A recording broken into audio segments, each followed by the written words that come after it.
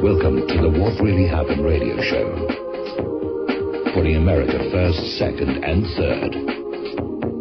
Here is your host, Michael Rivero. And aloha, America. Welcome to our show today. It's Thursday, August 22nd, 2013. Sure happy it's Thursday. Sure happy it's Thursday. Sure happy it's Thursday. We got a lot of stuff to talk about today. The phone lines are open, 800-313-9443, 800-313-9443.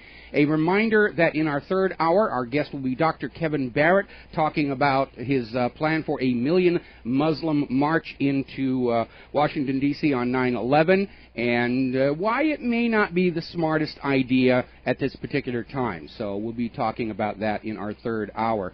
Meanwhile, of course, over there in Syria, the corporate media is just pushing this whole thing. Oh, Assad, he's a demon, he's evil, he tears his tags off of his couch cushions, he passes wind in the elevator, we've got to invade, and leading the war cheerleaders, of course, is John McCain. He's out there with his little pom-pom saying, go get Syria, and basically saying, it's easy, it's going to be a slam dunk, we can just go in there and just wipe them out real quickly, which was the same thing they were claiming about Afghanistan and Iraq before we got stuck in those quagmires. And Mr. McCain, if you really feel that way, here's your rifle, here's your parachute. We ran out of that desert camo, but here's a day-glow orange jumpsuit left over from Abu Ghraib for you to wear. Watch your head climbing into that transport plane, and we'll call Assad and tell him you are on your way to kick his butt all by yourself.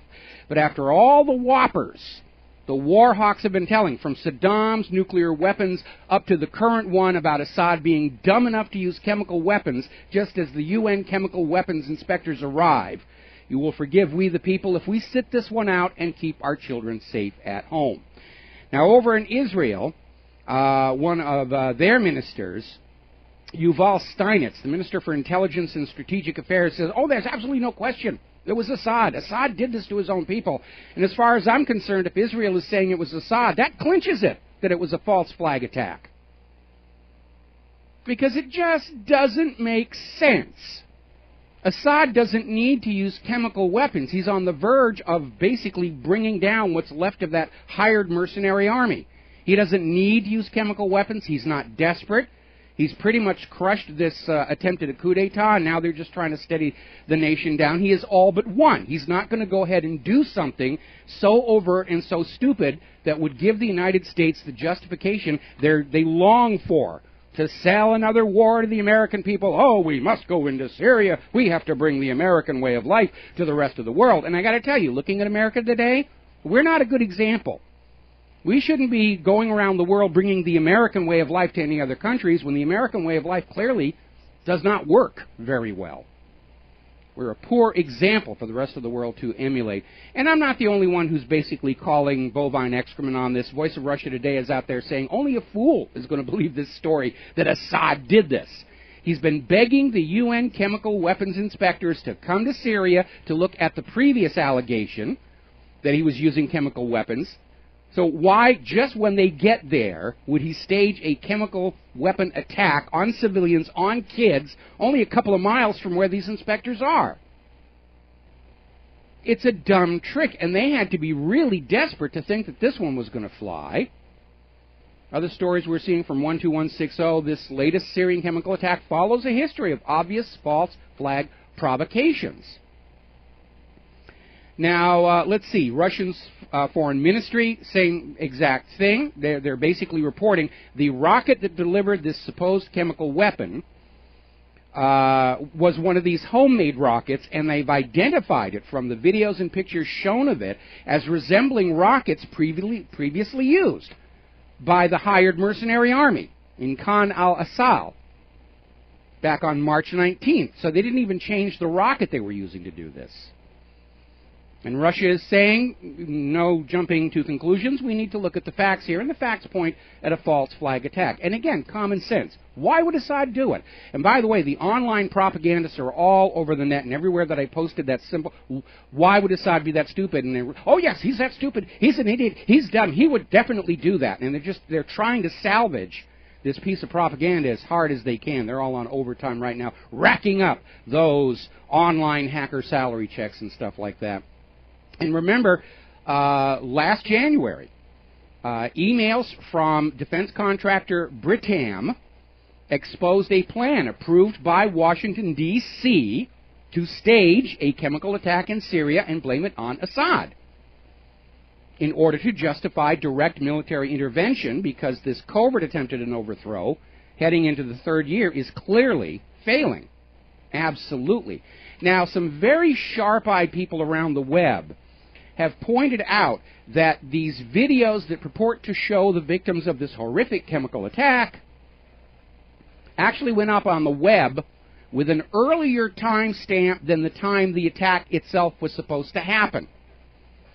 Busted. They were trying to get the video up there, and then they said, oh, this happened here, and the timestamps don't line up. It's kind of like when the BBC was announcing that World Trade Center 7 had collapsed 26 minutes before it actually did. Over at Press TV, they have a headline, Syria Chemical Mayhem, another Israeli false flag? Is that a trick question? By the way, remember what I used to say about the fastest way to get to the truth is look for what should be there and isn't. The official story is that Assad used sarin on these people. So you look at these videos showing all these poor people being doused with water and all the rest of it, and look carefully at the people taking care of them. They are not wearing any protective gear. And sarin, if it's used on people and you touch them, there's a secondary effect. The people going to help, victims of sarin gas, will themselves become poisoned by it. And they should be wearing protective gear. Gloves, those biosuits, whatever, and none of these people are. And they're not falling over dead. So that right there tells us that there's a huge hole inside this story.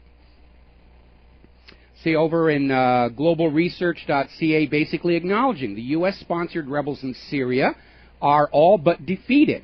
And that's why the panic is on to try and sell a new direct military intervention into Syria here. We ran a poll over at whatreallyhappened.com. Who carried out the chemical weapons attack in Damascus this week? 3%, meaning the government agents who are monitoring our website, said yes, it was Assad. And 97% said no, it was the hired mercenaries to frame Assad. So they didn't get any traction with this one. All righty, let's see. Moving on to some other scam. We got a lot of stuff here to talk about, some strange doings over there in the stock market. More of the declassified documents coming out of the NSA is confirming repeated lies to Congress, lies to the media, lies to the American people, and virtually no oversight. And apparently they're now up to 56,000 emails were collected from Americans in violation of the Constitution. A couple of days ago it was 2,700. Now it's up to 56,000. No reason to think the numbers aren't going to go higher and higher and higher. New information has surfaced that the NSA began this constant scanning and recording of everything for at least 3 years, starting right back after the American telecommunications companies got immunity for supporting government spying on you, the American people, so they couldn't be sued by outraged Americans. So they're acknowledging now they've been doing it for 3 years. We know they've been doing it to some extent, going all the way back at least to the 1980s in the echelon system. Now, Russia has expressed its extreme disdain to the government of Great Britain for pressuring the UK Guardian to destroy the leaked U.S. info. Now remember, we've got people within the British government saying there actually was no foundation in law for any of this, because they're not dealing with British secrets coming from the NSA. From the point of view of Great Britain, the NSA is a government agency in a foreign government. The D notice doesn't apply to that. And so condemnation continues from around the world. This was just Gestapo tactics on display for everybody to see. The fastest way to bring down a dictatorship is to force them to act like one where everybody can see it. Going to take a break for commercials. We'll be right back. Hi, America. Welcome back to the show. And we're talking about the aftermath of the British government going into the offices of the newspaper, the Daily Guardian, and physically destroying computer equipment on which they thought existed apparently the only copy of Edward Snowden's data on the NSA, which is a completely foolish assumption. I think the safe assumption is there are multiple copies all over the planet. But the British government went in there carrying out this Gestapo-like raid, which has absolutely no basis whatsoever in British law. And they're on the defensive from all the international criticism that's going on here. Britain's Deputy Prime Minister is trying to defend what's going on. Oh, it'll aid the terrorists, it'll aid the terrorists. No, it won't. The terrorists already know the NSA's listening to everything. The criminals already know it. They've set up their own communication. They come up with their own encryption. This NSA spying is on ordinary people, American citizens, British subjects. And that's what they're angry about. We were going through our lives with this false sense of privacy that we were being left alone, and we found out, no, we're not. Everything we do is being watched, all of our phone calls recorded, all of our mails being read and scanned, our texts, everything wide open to the national security surveillance state. This is the kind of behavior we saw in the old Soviet Union, from East Germany and the Stasi, and of course the Nazis during World War II. And the United States government is engaged in precisely the same behavior, and Britain's government apparently is perfectly okay with that. Now, The Guardian has gone to court, suing the British government over that destroyed equipment. And I'm sure the British government will be perfectly happy to buy replacements for all those hard drives and everything that was destroyed, but of course they can't restore the data that was destroyed. But like I said, I'm absolutely convinced there's backups of it. So The Guardian is suing. The people are very angry about what's going on here. And by the way, for you British listeners, years ago I was working on a film project in London, and I did visit the Tower of London, and you know that big blood-stained wooden block? It is still there if you Brits decide that you really need it, and you may be coming up on that point. Just to show you how completely out of control this whole national security state paranoia is getting, down in South Florida, the media is running advertisements asking citizens to report a man who was seen taking a picture of a government building. That's the new definition of a potential terrorist. You're taking a picture of a government building. Might be an architecture student. Might be a reporter looking for some visuals to go along with the story.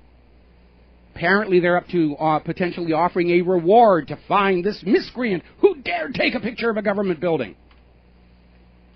Now, I don't know about Florida, but I know in Washington, D.C., tourists take pictures of those buildings all the time. They're supposed to be icons of our national identity. And now you can be declared a potential terrorist for taking a picture of the Washington Monument, you know, the giant prick in the middle of Washington, D.C. We were talking about this yesterday, about how the War Court is having secret hearings in the 9/11 case against accused 9/11 mastermind Khalid Sheikh Mohammed. Now, the only case against him is a confession wrested from him after something like 180 waterboardings. And so they're having their hearing, and it is being held in secret. It is so secret, Khalid Sheikh Mohammed himself is not going to be allowed to attend. And, of course, there's no media, nothing whatsoever. And what a contrast. O.J. Simpson was accused of murdering 2 people, and his trial got non-stop TV coverage day after day after day after day after day until we were sick and tired of it all. Khalid Sheikh Mohammed is accused of murdering thousands and knocking down the World Trade Towers, and nobody's allowed to see what's going on in his hearing, not even Khalid Sheikh Mohammed. Boy, does that not make it obvious they're hiding something from you?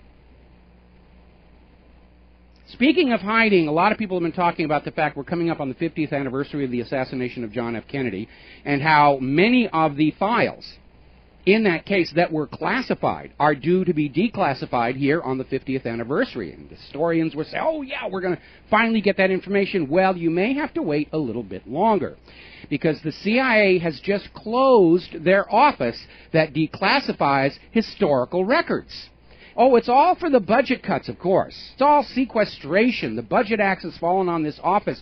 So we're not going to be releasing or declassifying any more files about things that happened, back at the Bay of Pigs or back at the Kennedy assassinations. We just can't afford to do that any longer. Talk about a pathetic, limp excuse. Now, yesterday we were talking about this story where down in Georgia, in Decatur, there was a shooting that took place. Nobody was harmed, thankfully, and the gun grabbers were, of course, out there saying, see, the guns are bad, the guns are bad, the guns are bad, we got to ban the guns. Isn't it funny when there's a mass bombing, they blame the bomber, but when there's a mass shooting, they blame the guns. Evil, demon-possessed guns made them do it. And it just blew up in their face because when the accused shooter was asked why he did it, in front of witnesses, he said he was off his meds.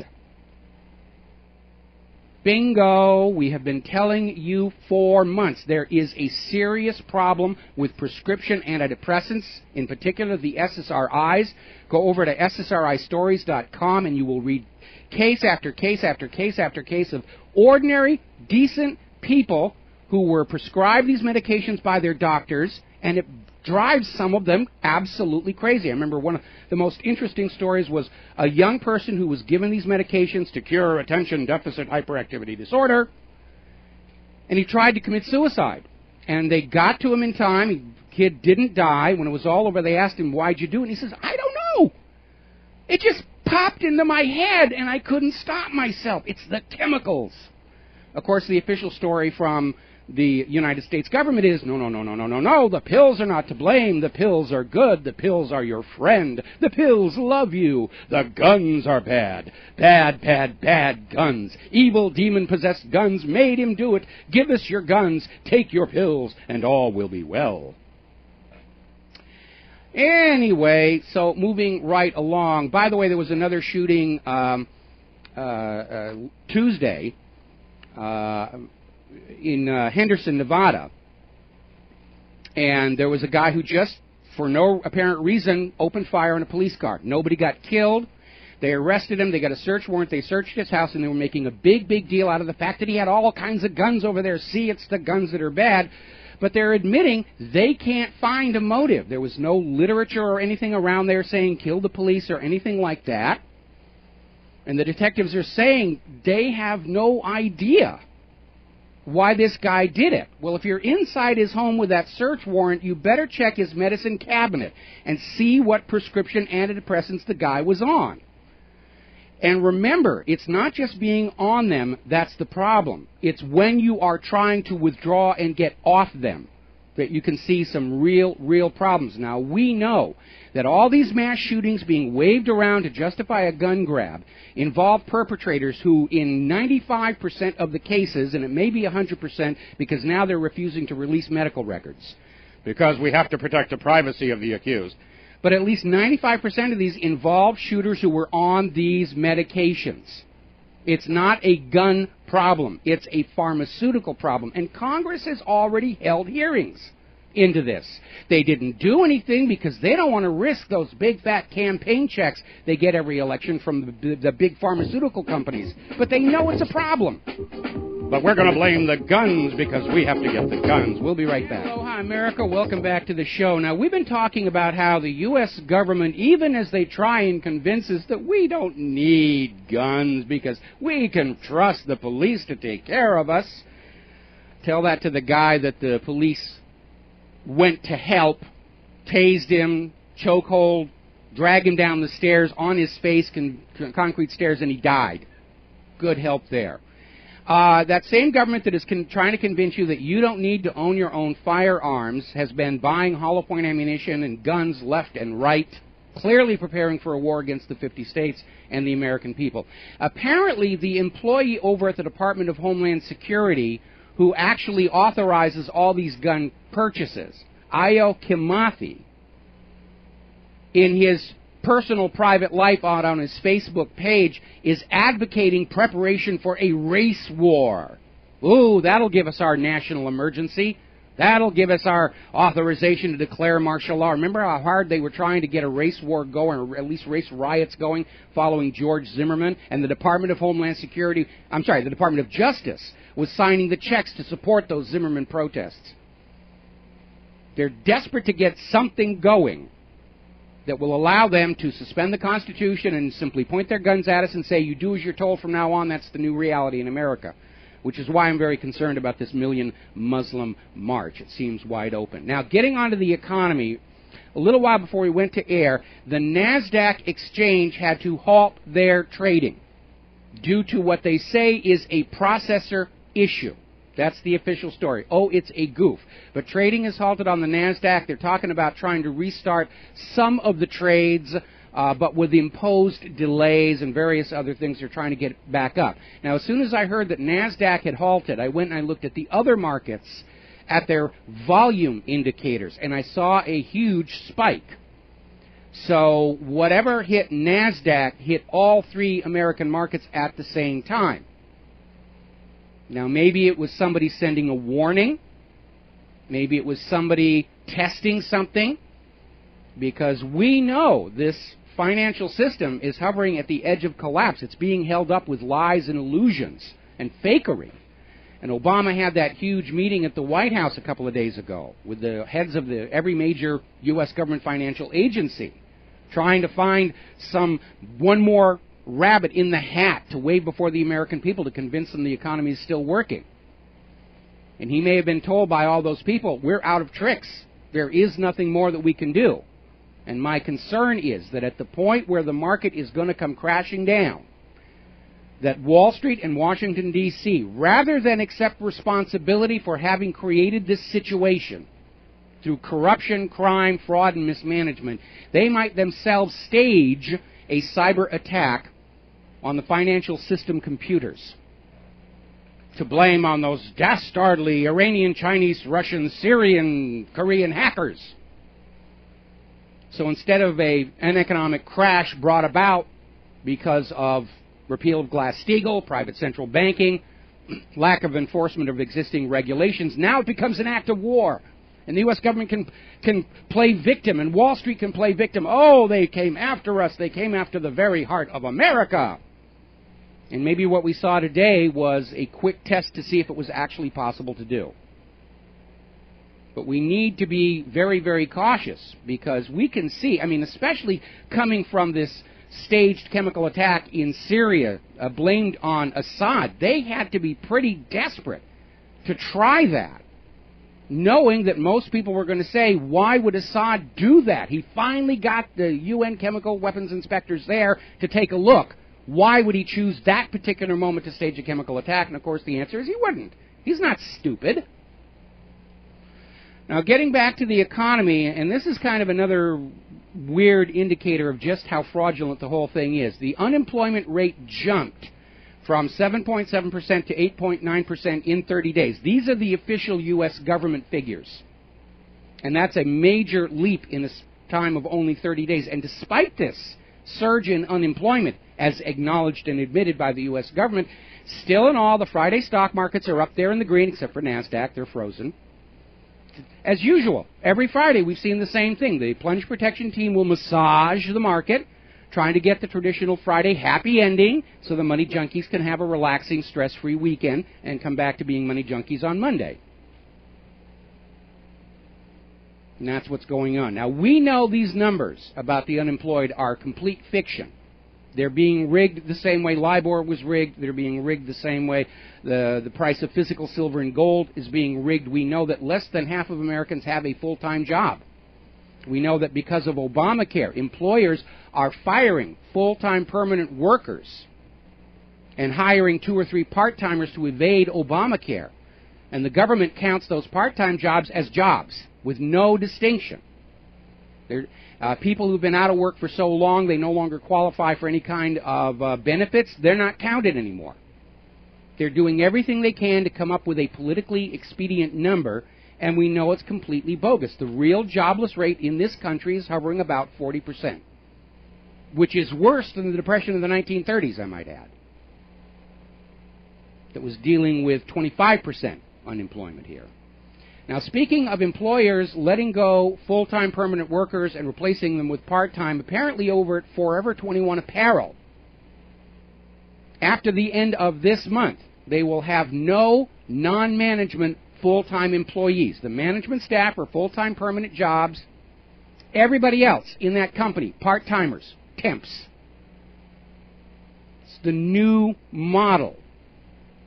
Obamacare and Obamanomics have basically created a climate where workers are basically considered pieces to bring in and bring out, however to optimize the bottom line for the company.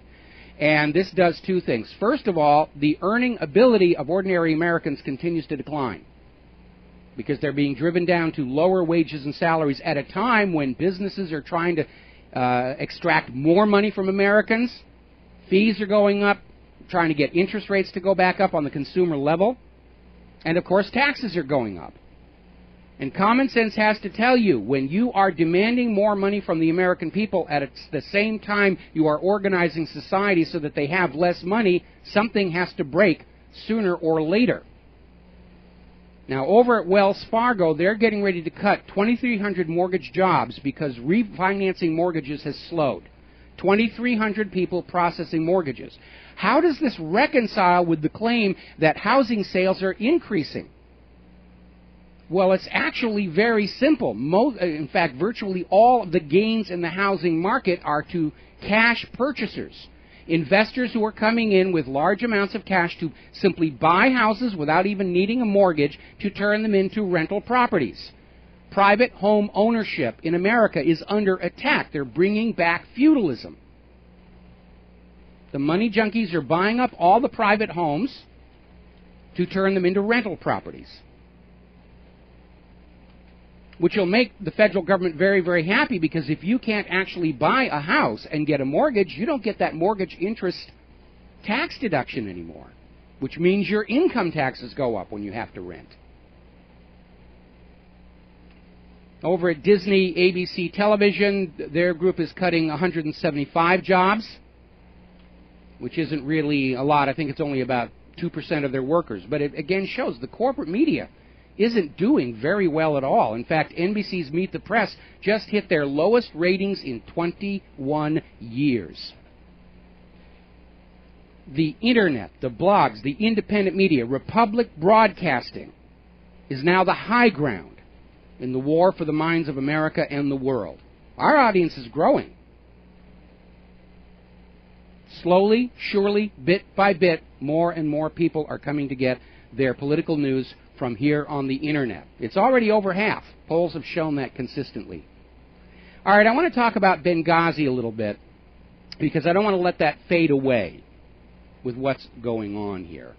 And there's a story that we posted to whatreallyhappened.com called "This is a True Story and a Dirty One," and it's basically a statement by one of the people who was at Benghazi saying that they were hearing warnings there was an attack coming, there was an al-Qaeda attack coming. They kept asking the State Department and the White House for a security force, and 6 separate times they were told, no, you may not have any additional security. Ambassador Stevens were given the all clear that the consulate in Benghazi was safe and there was no need for a security force. They were set up.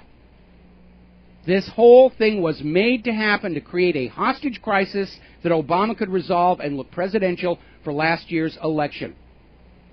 And it got out of control because some of the SEALs refused the stand-down order. The gunfire attracted Libyans from around the area, it turned into a riot, and it all fell apart. We're going to take a break for commercial. America, welcome back to the show. Now, over at the United Nations, as you know, the United States has a brand new representative, our new ambassador to the UN, Samantha Power. And apparently one of the things that she's doing in her new office is to basically try and block the re-election of a Swiss diplomat because he doesn't like Israel. And they're trying to spin it that this Swiss diplomat praises dictators. Now, what they mean by that is that he had good things to say about Iran. And so the new United States delegate at the United Nations, Samantha Power, is doing what she promised the Senate and AIPAC she'd do: work hard to protect and defend Israel. And literally the attitude of the United States, as expressed through Samantha Power, is that nobody should be allowed to be in the United Nations who is not approved by Israel, which is not what the United Nations is supposed to be about. The United Nations is where nations come together to resolve their differences without resorting to war. It's not supposed to be a coffee klatch in support of one particular government, one particular agenda, especially when it's an apartheid one. Someone needs to tap Samantha Power on the shoulder and remind her that she is paid by the American people to represent America at the United Nations. If she wants to represent Israel, she should go to work for Tel Aviv and make way for somebody representing America to represent America. Israel, of course, is now seeking higher U.S. military aid. I mean, you, the American taxpayer, have already been required to give to Israel 4 times the entire cost of the Apollo moon program. And we have not yet received a giant leap for mankind out of all that money, or even a modern equivalent to Velcro, for all that investment over there. Israel is screaming they need more money because the U.S. foolishly sold advanced weapons to other countries in the Middle East, and Israel must maintain its qualitative edge. Therefore, they need more money from the American taxpayer. Well, there's a problem with that logic. Israel has a qualitative edge. It's called nuclear weapons. Israel is the only nation in that part of the world that actually does have nuclear weapons. It's an open secret. The U.S. still officially denies it because it makes all the money that's already going to Israel a crime under the Symington Amendment to the Foreign Appropriations Act and under the Glenn Act. And, of course, Israel is still maintaining their ambiguity, but they're openly talking about their nuclear arsenal in the Knesset. Germany recently admitted they've known for years that Israel is arming the cruise missiles on those Dolphin-class submarines with nuclear-tipped cruise missiles. Even the Israeli media has made documentaries about the bomb factory hidden underneath that nuclear reactor in Dimona. And when the former government of South Africa collapsed, documents surfaced showing that Israel had been trying to sell clandestine nuclear weapons to South Africa, which is the very activity the Nuclear Non-Proliferation Treaty is supposed to prevent. Now, Israel still refuses to sign the Non-Proliferation Treaty. They still refuse inspections by the United Nations. The United States has signed the NNPT, so has Iran, and Iran's playing by the rules. And yet Israel, which will not sign that treaty, will not allow inspections, has nuclear weapons, has tried to sell them to other countries, is pointing fingers saying, ooh, Iran is the bad people. You got to go get Iran for us. You should go kill them for us here. Now, part of the desperation to get wars going anywhere at all, apparently an unknown party inside Lebanon fired some homemade rockets across the border, sort of in Israel's general direction. Apparently only one of them actually reached Israel and was shot down by Iron Dome. And none of them appeared to be aimed at anything really important. I mean, if you were Lebanon and you were actually going to be stupid enough to launch rockets at Israel, wouldn't you aim them at something really important? And so Netanyahu was out there saying, we're ready to respond to Lebanon's aggression. It's another false flag. It's another false flag. In the run-up to the last Israeli invasion of Lebanon, Lebanese military found rockets just inside the border of Lebanon from Israel, set up on little launchers to point them back at Israel, running on timers to create an action that Israel could say, see, they're the bad guys, we're going to go invade them. Israel wants southern Lebanon, up to the Litani River, which is a huge source of fresh water. And that's what's going on here. Israel lives by the false flag attack.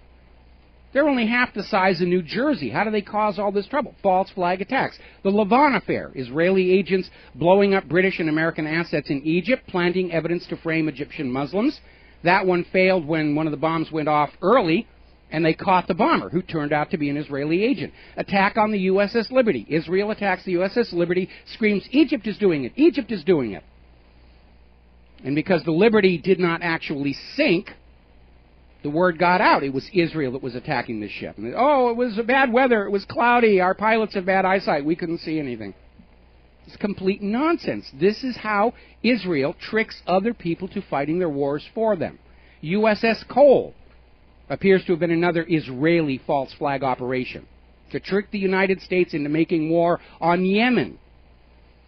Former Mossad agent Victor Ostrovsky wrote in his book, By Way of Deception, that it was Israel that smuggled a radio transmitter into Tripoli, Libya, and started broadcasting phony messages, making it look like Muammar Gaddafi was getting ready to stage massive terror attacks against the United States of America.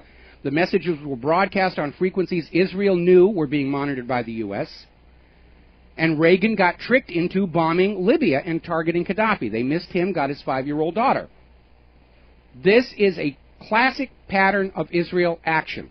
Stage a false flag, say, ooh, go...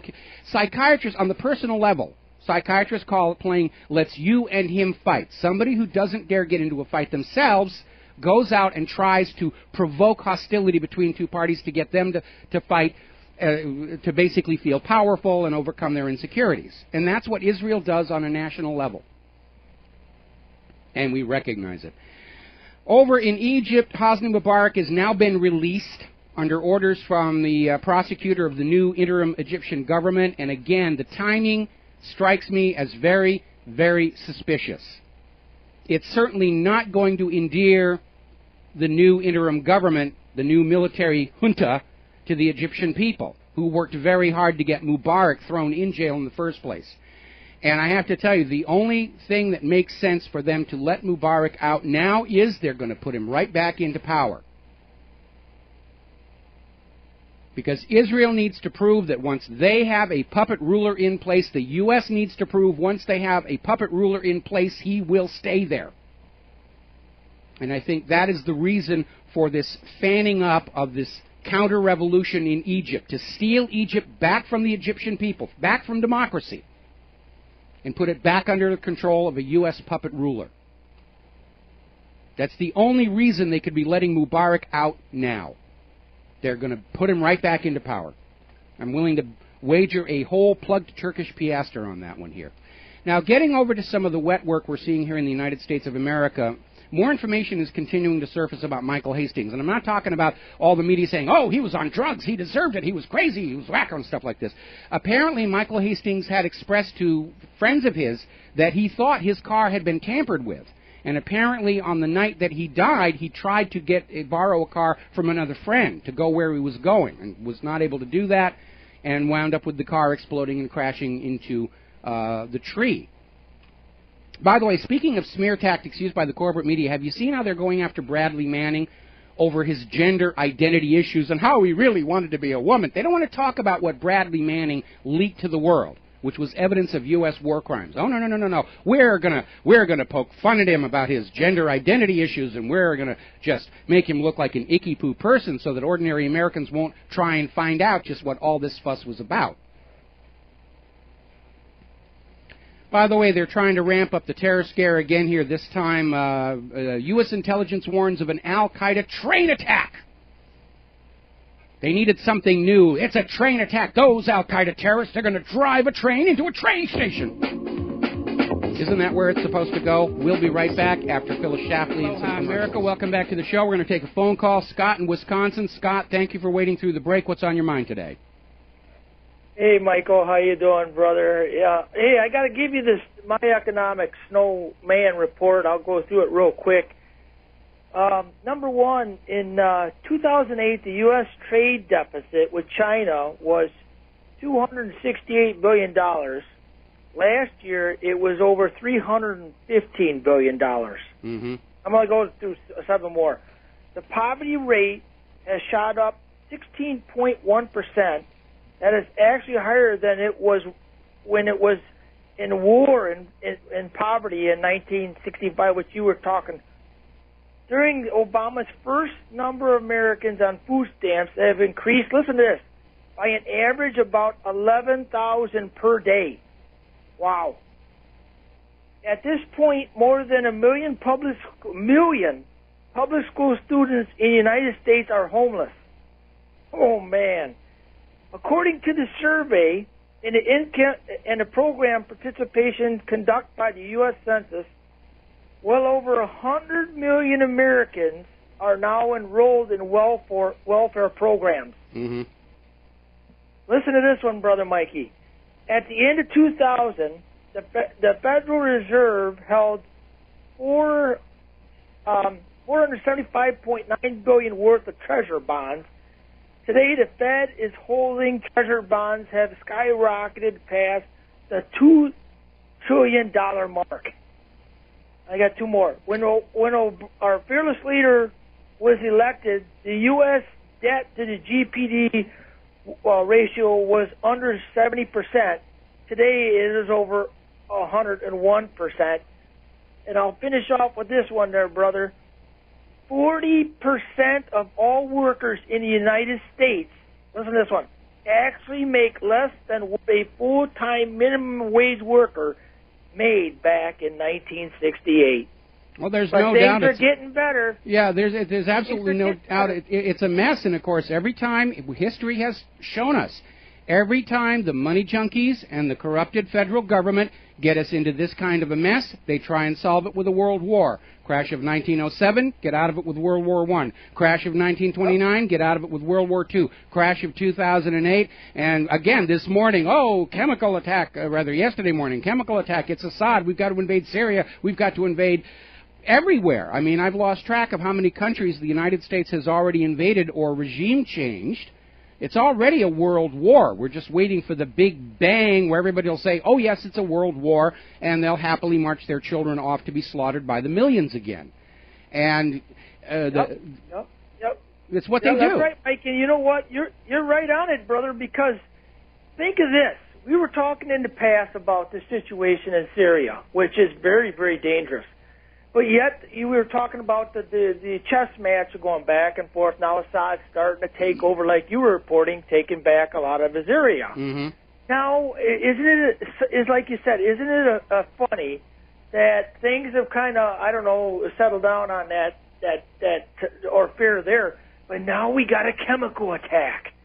Oh, yeah, that's boy. Exactly right. Assad doesn't have a reason to use chemical weapons. He's all but won. This is clearly playing to the advantage of the United States and Israel. Yeah, and they're like you said, they're trying everything they can do to get us to go into Syria. But you know what? This leadership, they better wake up out of a nightmare, because like we talked over years back, Michael, I've been talking to you, brother, and I love you. We talked about if they go in, and they were already warned, if you go in and take out our ally Assad, Russia even warned them. And we are going to be in this full bore. So where are they going to throw it? Are they going to do it? The way they are desperate, Mike, like you were saying, brother, boy, oh boy, we better pray that they don't. So Obama would love a new bloody violent war to distract everybody from Floodgate, from NSA and the rest of it, possibly justify it. What Russia warned Secretary of State Hillary Clinton and then later John Kerry is, if the U.S. goes into Syria and or Iran, Russia is committed to turning them into the new Vietnam and just grind the United States down in a war of attrition, which Russia can afford to do and the United States cannot afford at all. That's what's going to happen. And unfortunately, because the United States war agenda cannot be turned around, the federal government can't stand up and say, okay, we were wrong about this, trying to force Bretton Woods back on the rest of the world, we're going to quit and return to status quo ante. I think they're going to go ahead and invade Syria, and it doesn't matter whether they've got the majority of the American people convinced this is right or moral. They're just going to come up with the excuse, Assad, chemical weapons, we're going to go ahead and launch. And so I think, sadly, unfortunately, the United States is going to invade Syria, and Russia will keep its promise. And right now, you were talking earlier in your phone call about how America's trade imbalance is just huge, and not just to China.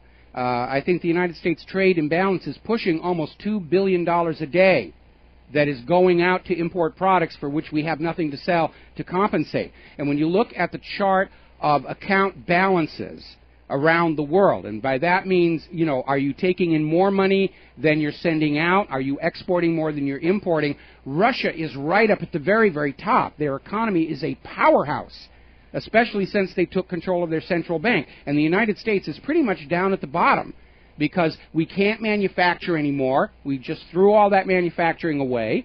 Nobody wants to buy our agriculture because of GMO and all the other chemicals in there. The U.S. is dependent on foreign imports, and nobody wants to take those dollars anymore. And so it's a dire situation. How are we going to fix it? We'll get World War III going. And so it doesn't matter how much we scream and yell that this is all a fraud about the chemical attack. I'm convinced the U.S. is just going to go ahead and invade.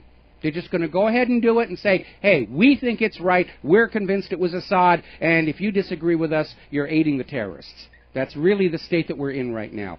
All right, moving right along here. Speaking of desperation on the cusp of madness, have you heard the latest from Al Gore, in which he's out there trying to equate people who doubt human-caused global warming with racists, homophobics, alcoholics?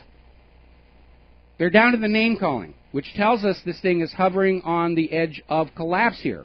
Because if the science, if the science is against you, argue the logic. If the logic is against you, argue the science. If both the science and logic are against you, you call the other side names, and that's where Al Gore is right now.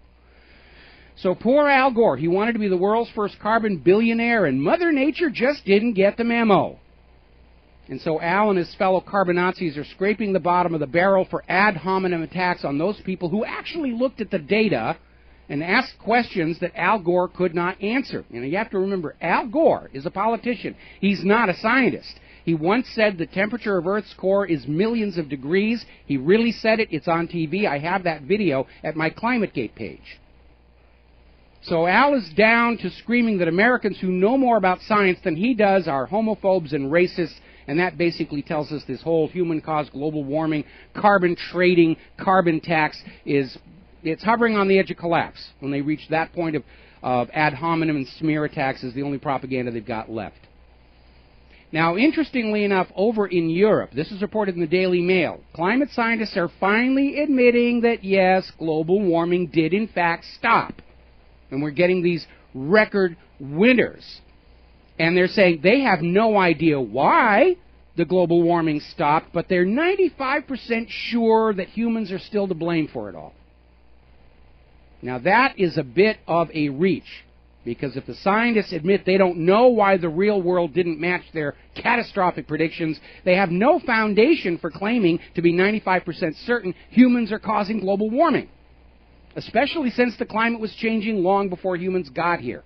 They're grasping at straws out there. Hi, we'll America, welcome back to the show, and we're talking about the fact that the carbon Nazis are finally having to come to grips with the fact that planet Earth did not line up with their catastrophic projections of 10 years ago about how snow would be a thing of the past, the oceans were going to rise, the polar bears were going to drown, and it was going to be terrible unless you were willing to buy carbon credits from Al Gore and his trading partners, or pay a carbon tax, or obey a global environmental authority. And it just didn't work out. The real-world temperatures did not follow the computer models, so they tried to hide the decline, which led to the ClimateGate exposure, the emails and the actual computer code that rigged the hockey stick. It was completely made up to scare you into going along with their agenda. And by the way, if you go to my ClimateGate page, down at the bottom I have a whole bunch of quotes from all these environmentalists who are on this global warming bandwagon. And they openly say, we're not interested in talking about the facts. We got to find something that we can scare people into supporting us and sending us their money. Anyway, another story down here. This is from nsf.gov. And basically they're acknowledging the fact that the global sea level rise that was being predicted to swamp all the coastline, which begs the question of why Al Gore bought himself a new beachside house in Southern California, and it didn't happen. And they don't want to go back and admit that they were wrong, so now they're looking for a new mechanism, and here's what they came up with. The carbon Nazis have been screaming the oceans would rise and drown the coast.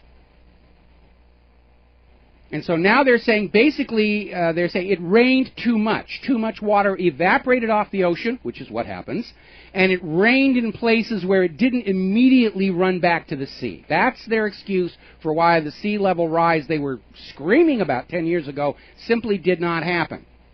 And by the way, the polar bears are doing just fine.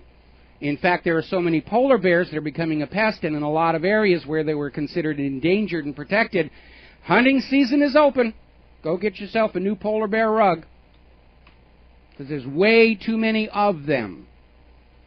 Now, many years ago, Michael Crichton wrote a wonderful book called State of Fear that was all about the hyping and commercialization and propagandizing of climate change to enrich lawyers and activists and the rest of it. And in the middle of it, he includes this dissertation on the history of Yellowstone National Park. And it's actually excerpted from a speech he used to give on the topic about how Yellowstone National Park doesn't represent nature anymore, because ever since it was made a park, all of these park rangers and environmentalists and naturalists have been in there tinkering with it, always with the best of intentions, and led to disaster after disaster after disaster. And there's no evil corporations to blame here. These are people who went in, thought they understood how nature worked, played with it, created a disaster, time after time after time. Yellowstone's a beautiful place. If you've never been there, you should go before the supervolcano erupts again. But don't confuse it with being nature. It is as carefully tended as a golf course. It's all managed and controlled, and it doesn't really look like it did when it was part of nature. Same thing with Yosemite, and it's a beautiful place you go to, but it's cared for and maintained and manicured to look like the beautiful tourist spot it is. When Yosemite was first found, that river was just clogged with dead wood and log jams and mosquitoes and everything. These natural wonders aren't really all that natural. They're just as controlled as any other part of our civilization. Real, untouched nature has all but vanished from the planet. And these are people who did all of this with the very best of intentions, and they still managed to mess it up. Now, we're just ending the summer season of 2013. Everyone's always waving around record cold, record heat, record cold, record heat, it's like a scoreboard. You know, the Warmistas are winning by 22-17 as we go into the bottom of the third quarter. During this summer, 2,899 record cold temperatures occurred. Cold temp records were set.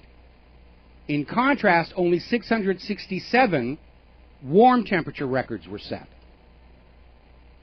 So, balancing between the two, it does look like the cooling trend is continuing, and frankly, it does look to me like we're going to go into another really harsh winter.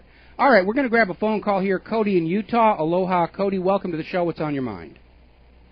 Aloha, Mike. Well, I called you a couple months ago asking whether it was worth my time or not to go back to school.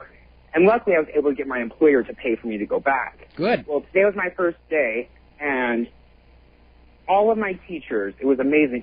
They all sat there and proclaimed about how great Obama was. And that was that. But going to get through it, spread the truth, do all of that. But I wanted to call you today because this whole thing going on with Glenn Greenwald. Can I interrupt? Can I interrupt you just for a second? What classes were you actually taking? What were you supposed to be studying where the teachers just sat there and propagandized you about how good Obama was? I was in a technical writing class, which my professor went on a diatribe for about 20 minutes about his policy. And then I was in a communications class, both older female teachers who, one of them proclaimed herself as a militant feminist, and then they just went on to talk about it. But I'm just there to get a grade and to get through school. Well, I remember when I was in college and I was taking a physics course, and on the first day of the course, the professor got up there and proclaimed himself a Christian and proceeded to take the entire class period about how wonderful it was that God had made all these laws and everything and going on and, basically inviting, if you have doubts, or come to me and I will preach. And I basically went to my counselor and I said, you put me in another class, because if I wanted to take a religion class, I would have gone to seminary. This is a class in physics. I don't need a religious lecture in a physics class. But we know the schools right now are completely co-opted. You've been hearing the Phyllis Schlafly reports on Common Core. And, I'm not surprised, especially if the teacher proclaims herself a militant feminist. They're not going to teach you what you're there to learn. They're going to propagandize you about how great Obama is and we must support him, which is weird because he can't run for office again. Well, I have an education about what Obama's all about, so I don't need to be indoctrinated by them. But the whole reason I called was because, speaking of Phyllis Schlafly, I really appreciate that she says a lot of things about gay people and all that, and being a gay person, I appreciate you, rebutting her thing about all that. But, with Glenn Greenwald and his partner, what's going on right now, it's really what you have always been saying, which is like, make these dictators act like tyrants. And what they did with them by going against the press now, I think that was a huge step that people aren't really paying attention to, that, David Miranda, when he went over to Germany, he was speaking with the poetress woman who's actually won an Academy Award. She's a documentarian.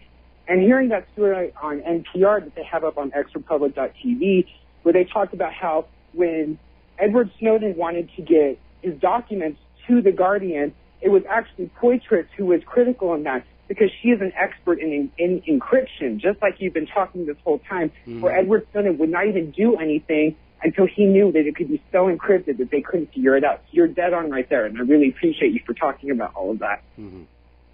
Well, they're trying to play up the fact that Greenwald is gay. I mean, they're doing it with Bradley Manning about how he's really a woman inside and he wants to live as a woman, and they're just putting that out there to try and demonize these people in the minds of that portion of the population that still has a problem with homosexuality.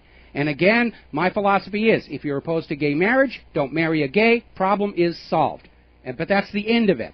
And it's just, especially for a government that claims to promote and support the rights of gays, for them to turn around and use homosexuality as a public relations weapon against these people really tells you all you need to know about this government.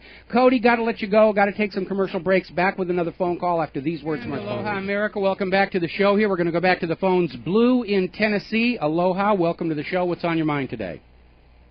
Hey, Michael. I've not filled out a job application in about 5.5 years, so this is all new to me.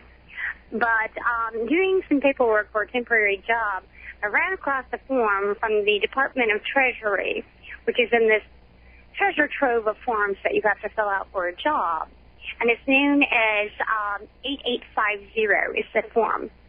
And it's pre-screening notice, a certification request for the work opportunity credit. And of course you've got your basic information. And then what caught my attention, if you are under the age of 40, enter your birth date here. So I started going through this form and started looking at it.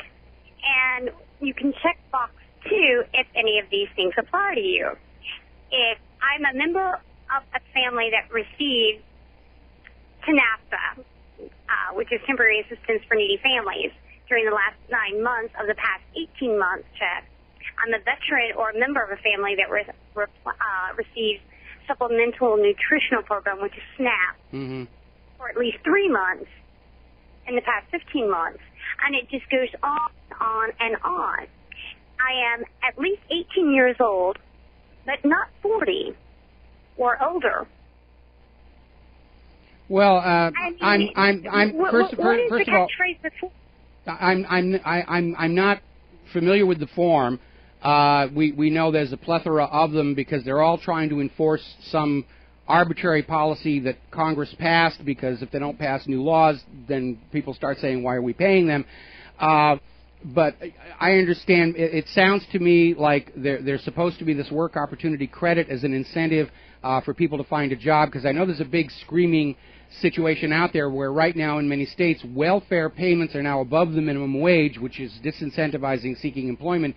It looks to me like there's this tax credit to encourage you back to work, but it's qualified based on all these other things. And it's a huge amount of work to try and sort all this stuff out, both within the Treasury Department and within the consumer level. And do you realize how much of the nation's productivity is completely wasted with all of these endless forms? And, it just obfuscates the issue that nobody really knows what anybody else is doing. They just put out a new form and expect everybody to keep track of all this stuff. If you have any questions about this form, you're going to have to talk to somebody who's an expert on taxes, because for ordinary people, it doesn't make sense. In fact, even Albert Einstein was quoted as saying the most difficult thing to understand in the universe is the income tax. And that's partly deliberate because... I'm sorry? Not to interrupt, but one of the most interesting things, this company, they do not pay in cash, which I understand, is direct deposit, or it is by a global cash card. Yeah. Yeah, everybody's trying to get away from paper. Nobody pays in cash anymore. They're trying to get away from an actual physical paycheck because they want to save money by making it global. Direct deposit, of course, you can certainly go with that, although I think many banks now charge an extra fee for direct deposit. The global cash card, that is turning out to be hugely abusive of workers such as yourself, because the issuer of the card is getting fees not only when it's issued but every time it gets used. And it's just another way of giving with one hand and taking back with the other. And it is a completely out-of-control system. And I'm going to give you some insight about that in this next story I'm going to cover. So is there anything else, Blue, or can I let you go? No, you can let me go. All right, Blue, thanks an awful lot. I saw this very bizarre story, and this came out of VacTruth.com, where apparently pharmaceutical companies, and in this case it was Merck,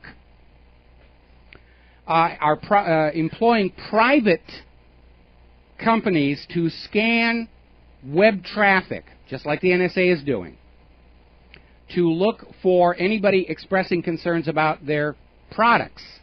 And then apparently the idea is that when you go into your doctor to express your concerns about all the vaccines they're going to pump into your baby, the doctor has already been emailed all the appropriate corporate propaganda to have ready to assuage your concerns so that you will buy the product that they're selling. And it's another way where this total surveillance society really isn't about crime and terror, but about keeping you obedient to the corporate agenda, which is to buy more stuff.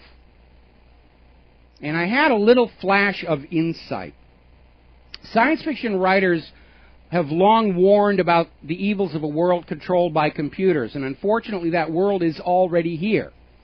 Our financial system is controlled by computers that operate too fast for human intervention. The owners of those computers like to pretend they're in positions of power and authority, but they're not.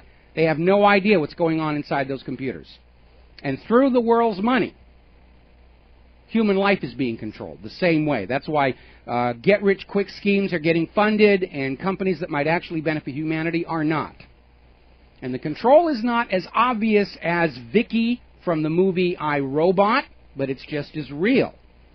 Now, Isaac Asimov, and this was expressed in that movie, I, Robot, his idea was that computers would someday take over the Earth in order to protect human life. And it's a romantic notion, if it were true, but the reality we're seeing right now is a lot closer to one of the episodes from Gene Roddenberry's original Star Trek TV series. The episode was called The Gamesters of Triskelion.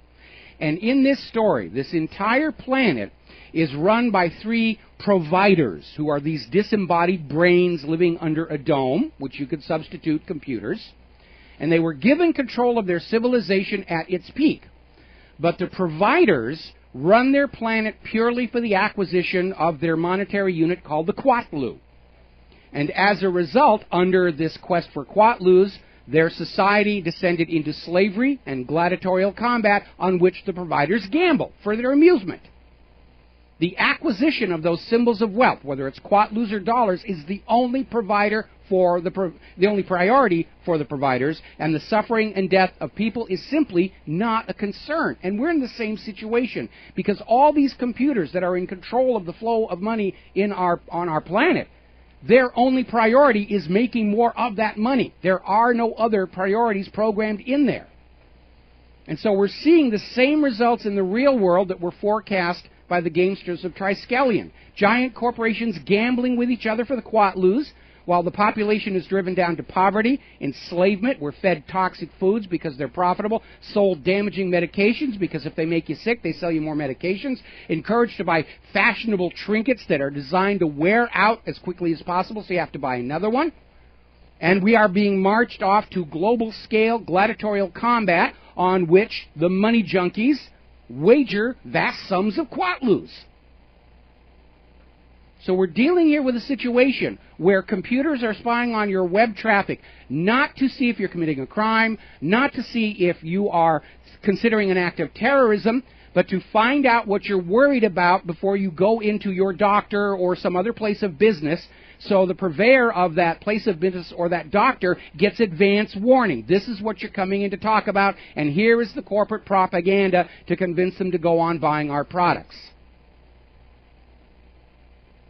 And we know these products are harmful. Look at those disclaimers on the tail end of all these glitzy, glossy commercials for the new wonder drug. The computers that are ruling our world today are not programmed to keep humans safe and healthy. They're programmed to grab quatloos. And the suffering and death of the people is simply not a concern. Gene Roddenberry, the great bird of the galaxy, had it nailed far more accurately than Isaac Asimov could ever have dreamed of.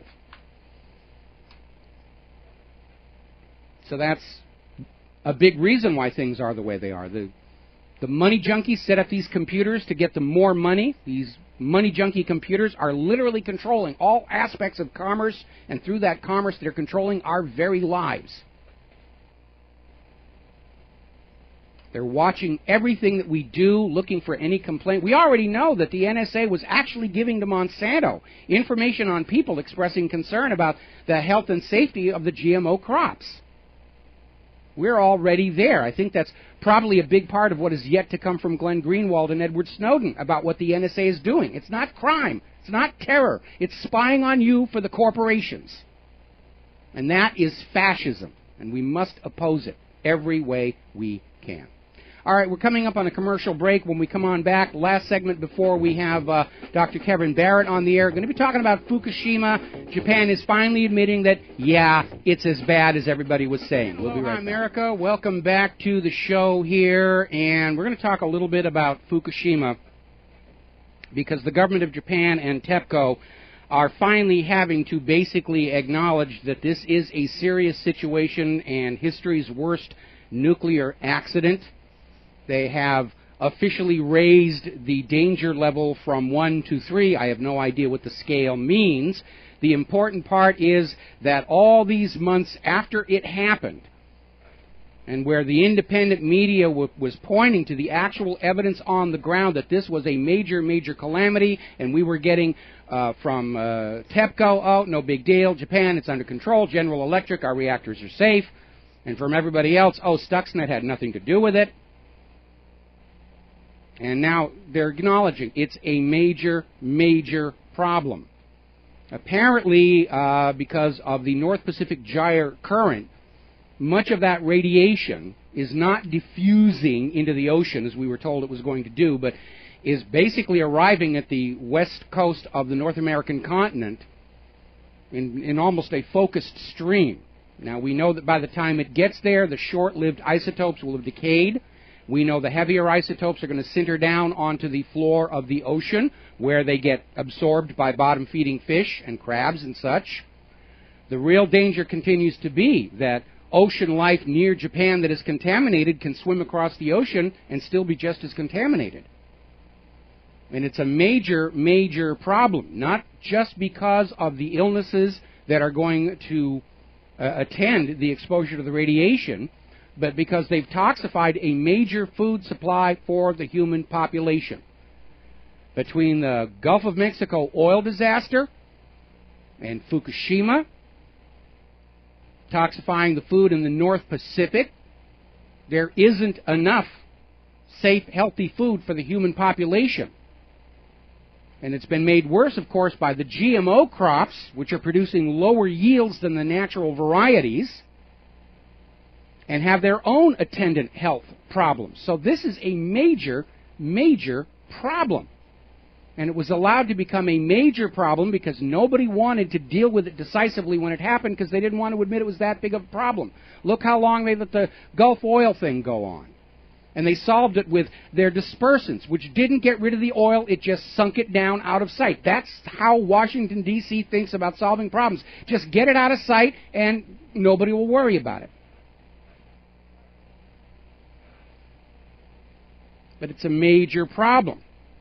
Japan Times is reporting that the land underneath the ruins of the Fukushima power station is so saturated by all this water that's leaking out that it risks liquefaction if there's another major quake, meaning the whole thing could just slide into the ocean. Yesterday we were talking about this Canadian official who's publicly out there saying there's no concern over Fukushima radiation and privately saying, yeah, we better start testing. I remember when this first happened, and the head of the FDA went up to Alaska, had a press conference with the head of the Alaska Fishing Commission and said, we know the radiation won't get here, we don't need to test, you can go on buying and eating Alaskan seafood, it's going to be just fine, got to keep those those companies in business, and if you get cancer, we got all these cancer treatment centers. You can go over and give them your money. And when the Deadliest Catch came down here to Hawaii for their end-of-the-year wrap-up show, I was invited onto the set because one of the crew members there is a fan of the website. And I got to hang out with those guys for a little bit. And off camera, they were just absolutely terrified. Some student was going to go down to the shoreline in Alaska, pick up a crab, hold a radiation meter to it, and post the video on YouTube. What is really very alarming about the attitude displayed is this idea that it is now somehow acceptable to sell dangerous products to the American people. As long as you're making money, that's all that matters. As long as you're getting your quatloos, as long as the providers are able to wager and bet and get those quatloos, it doesn't matter what's happening to the ordinary people. They're just disposable units in service to this giant global cybernetic brain that has no other objective than acquiring quatloos. Story coming out of RINF.com. Japanese government actually put out a story that radiation doesn't affect people who are smiling. And I saw this when it first came out, that nonsense. Remember when Ann Coulter was out there saying a little radiation is good for you? They weren't dealing with the problem. They were just trying to take it out of the public eye.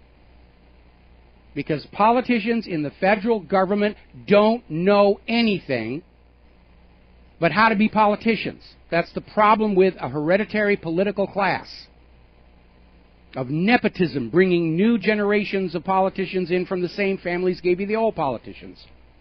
They don't really know how to do anything, with few exceptions like Dr. Ron Paul, who is very wise and prudent in his government recommendations because he's a doctor. He had an education that was something other than politics.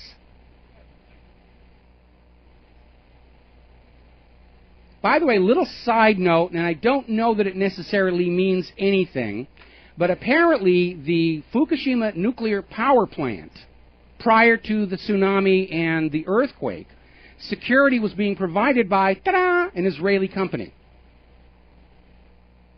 Now again, getting back to the issue of Stuxnet, we know it was in computers in Japan around Fukushima before the quake and tsunami. If Israelis were going in and out of that plant, increases the possibility one of them had it on a jump disk without being aware of it. But we know that in the aftermath of the quake and tsunami, safety systems inside Fukushima, using those Siemens controllers Stuxnet was designed to interfere with, failed to operate correctly. I'm going to talk a little bit about computers and computer equipment here. We have argued against using the cloud almost since its inception. Our concern was that once your data is up on the cloud, it is by default open to surveillance by the cloud service owners, and of course now we know by the government. This idea that your data is encrypted doesn't really make a lot of sense, because a lot of these cloud providers like Carbonite, in order to control their costs, they look for duplicate files. They go through looking for duplicate MP3 files. So they can store one, and in the other accounts just have a pointer back to the one to reduce the amount of disk space they're having to buy and maintain. Now there's a new problem involving Dropbox and other cloud services that sync you across multiple platforms. That's the new thing, syncing. We see that all the time with our Apple products, that we can put the iPhone on the cloud and the tablet on the cloud and our home machine on the cloud, and all our files will just be flipping back and forth to keep everything synchronized, which sounds like a good idea, except that apparently there is no protection against malware being synchronized across multiple machines using the cloud. So if your desktop has some malware, if your desktop Mac has a bug or a virus, and yes, Macs get them now, because there are enough Macs to make it profitable for cyber criminals to go out there, and you don't know it, and you sync with you sync to the iCloud. From then on, anything that you sync to that iCloud, your iPhone, your iPad, whatever, gets the malware automatically. And apparently, according to the experts over at the CSR group, using these cloud servers gets right past your firewall. It is a major, major security hole, and you should not be using it. And especially in this era where we know the NSA is watching everything that you're doing. If you have data that you need to keep private, your aunt's top secret chocolate chip cookie recipe, pictures of you and your spouse on the honeymoon, things that you don't want to get out, keep it on storage that is not plugged into the computer until you need it.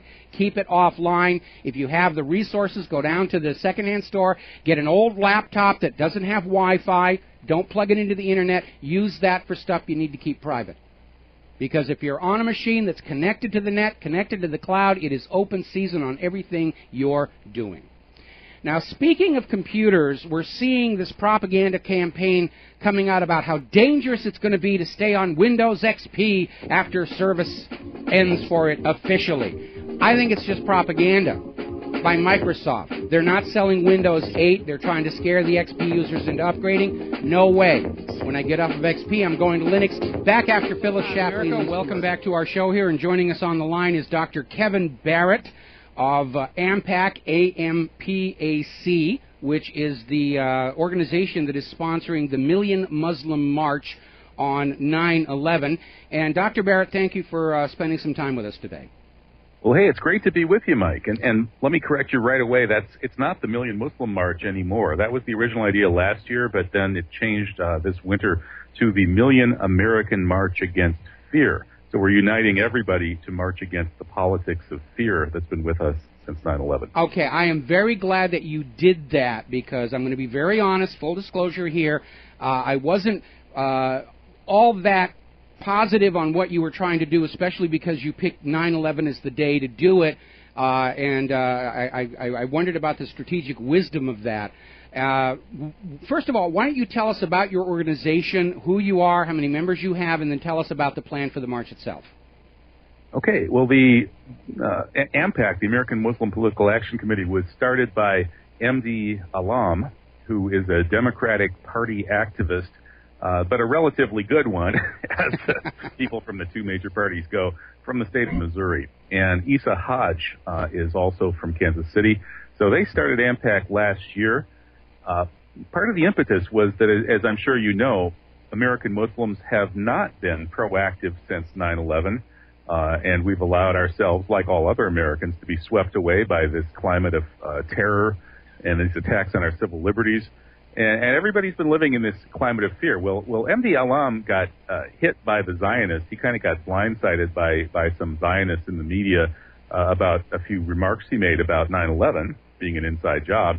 And he decided, rather than to back down and apologize like they wanted him to, he was going to take it to them. So he started AMPAC, and the mission is to bring American Muslims into American democracy in a big way, to get us participating, to oppose terrorism, to expose the truth about Islam, about 9/11, and about American democracy to Muslims who are often confused about how things work here.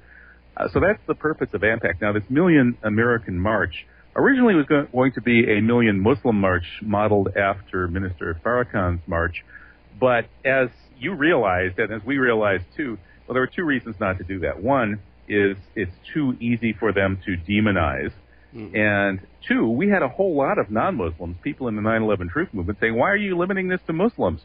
We're all being victimized by the politics of fear. Let's make this a Million American March Against Fear and bring everybody together. So that's the current mission. Well, I absolutely concur with that. My concern is, and I know you want this to be peaceful, it's a peaceful demonstration within the context of the First Amendment to the Constitution, but it seems like such a good opportunity for somebody to come in with agent provocateurs to cause trouble with which to demonize it. And I noticed there was this interesting story over at Investment Watch blog about 2 million bikers organizing to counter your march in Washington, D.C. They've got a Facebook page up there which got something like 16,000 likes in the first 24 hours. That alone is suspicious because we know there's a lot of faking of Facebook likes out there. But my concern is that some group could counter your march or infiltrate it, cause violence, and we know the corporate media is going to demonize the Muslim. So very good. I absolutely agree. Take Muslim out of it. These are Americans who are marching for 9/11 truth and for an end to this tyranny that has inflicted this nation. With 9/11 as the excuse, the new Pearl Harbor, as the Project for the New American Century put it.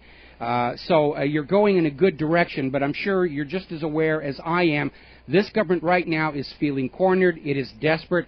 It needs some kind of a major event that they can use to declare national emergency. I think that Adam Kokesh's armed march into Washington, D.C. that was scheduled for July 4th was an attempt to demonize gun owners. That, of course, fizzled.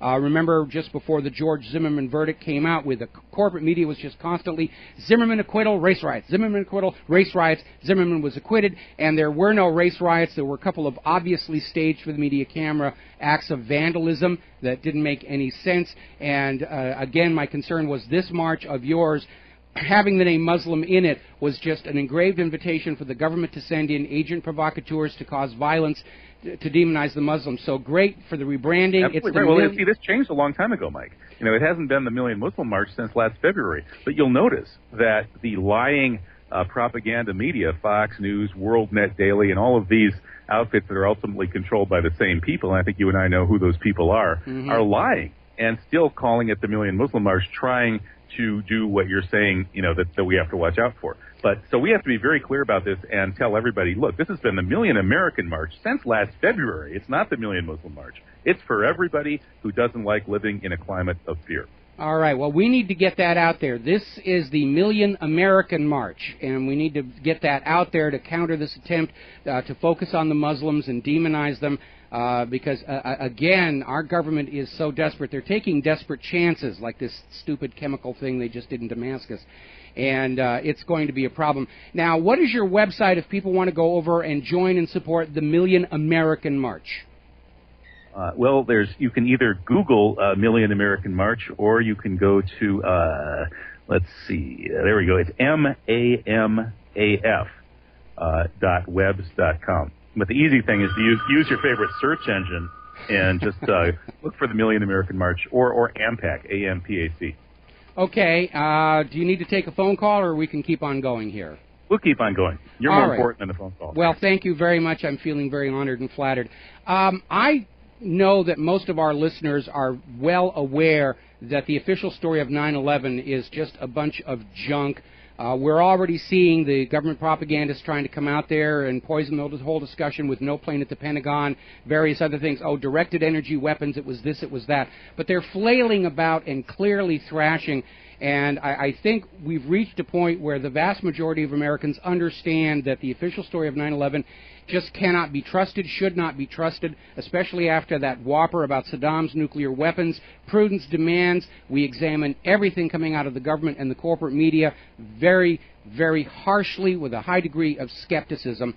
And, again, I applaud your decision to call it the Million American March, and I had not realized that it was still being called the Million Muslim March by various controlled assets, because that's where I got the name, and that is what I responded to. And obviously I got suckered in, as does sometimes happen, and it is the Million American March. And I'm going to ask all of our listeners, when you go and visit that website about the Million American March, that you forward it to your social media and your email connections and keep hitting the point. It is not the Million Muslim March. It is the Million American March, and we need to get all kinds of people to join in on this thing and just push that issue of 9/11 truth. We need to send a message to the federal government and the corporate media. They have completely and utterly failed to sell us this idea that a bunch of Arabs with box cutters invaded the most heavily protected airspace on planet Earth and brought these buildings down. It simply could not happen. We know about the thermite. We know about the way Building 7 came down into its own footprint 26 minutes after BBC and Fox claimed it did. We know about all of that stuff. We've seen the scars on the load-bearing members of those buildings that show where the cutter charges were placed. For me, the big piece of evidence that this was all a fraud was George W. Bush sitting in that school in Florida, only 4 miles away from an airport, and the Secret Service just let him sit there, proving they knew he was not a target, and the only way they could know that is they knew ahead of time what the targets were going to be.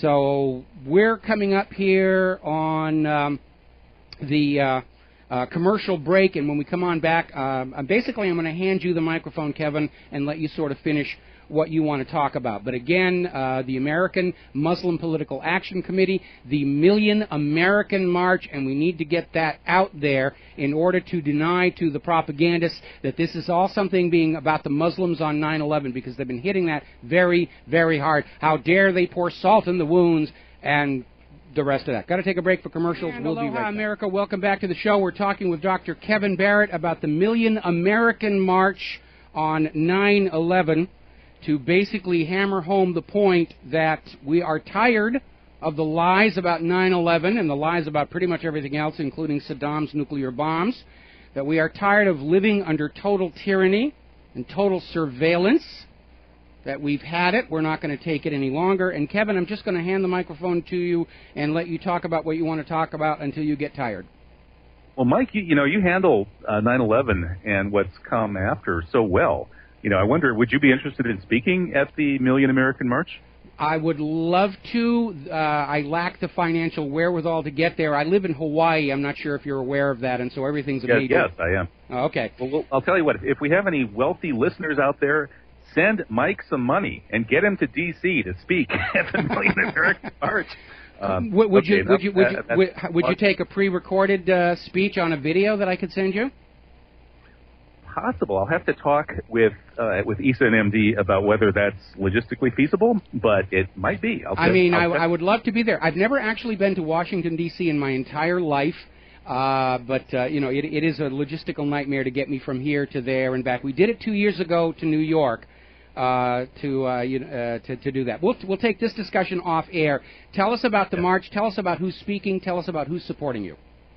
Okay. Well, the concept here, it did start with a bunch of Muslims who said, we're tired of sitting around and allowing people to destroy the Constitution here in the USA, where we do love our freedoms here.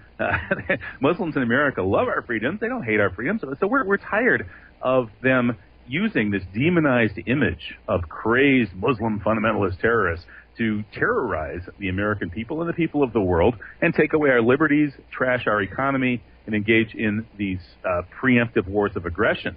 So let's get proactive here. Let's stand up and say, look, folks, you may not have heard this, but the polls show that more than 75% of the world's Muslims say that 9/11 was an inside job. And here in the U.S., it's more than 2/3 of American Muslims who say that and have said so from the moment it happened.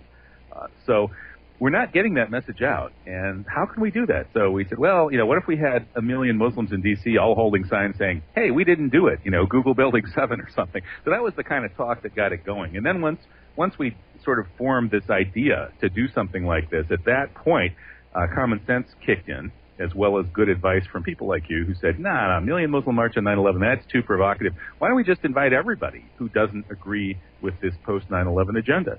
So that's what we did. And currently, there's a long list of endorsers and participators. I don't have it right here in front of me. People, I think, can find that at the website and or the Facebook page.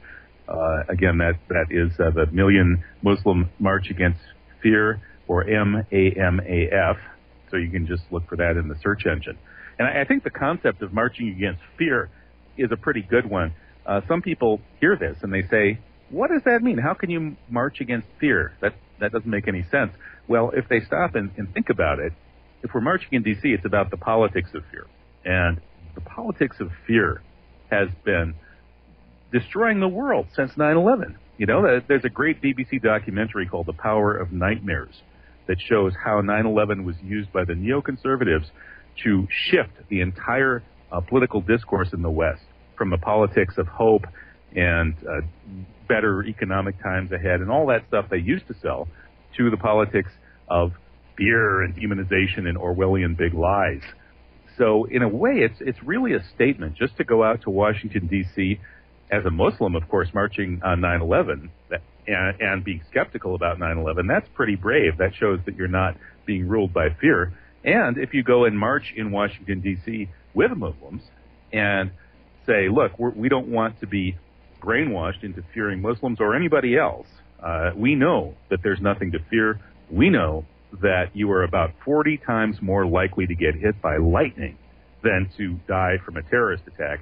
There is no statistically significant terrorist threat. The whole thing is an Orwellian hoax. There is nothing to fear.